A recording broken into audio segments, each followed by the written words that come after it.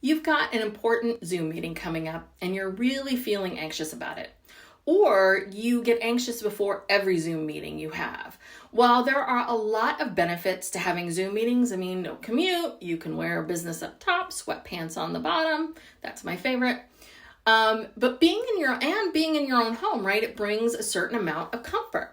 But what really creates Zoom anxiety is actually these new things that we have to grapple with, like having to stare at ourselves, feeling trapped, having to stay still, being watched by others, some of which you can't even see because their camera is off, and having to track social cues in these little postage-sized boxes. All of these things can make us feel really anxious and make it hard to feel like we're being present for the meeting. So there are 3 things you can do to be more present if you're feeling anxious about a Zoom meeting.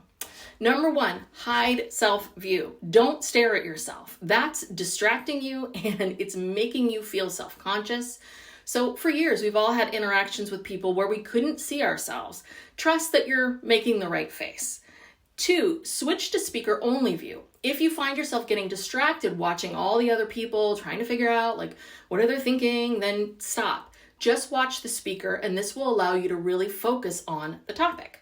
And 3, shut everything down around you except for the meeting. And if it's a long one, make sure to take a mindful break.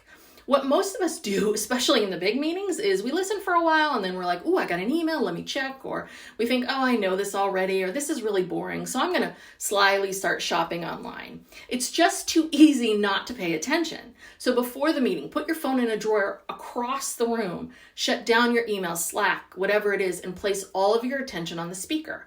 I know this can be tough for longer meetings. If you've got a lot going on and worrying about emails coming in, then take a break or find out if there's going to be a break. During the break, get up, move around, maybe you turn the camera off and just listen. The big thing is you want to see the meeting as a meeting. You're there to contribute in some way, shape, or form, which means you need to pay attention. When you take a break, take a break. That helps you feel re-energized to resume the meeting. Follow me for more tips.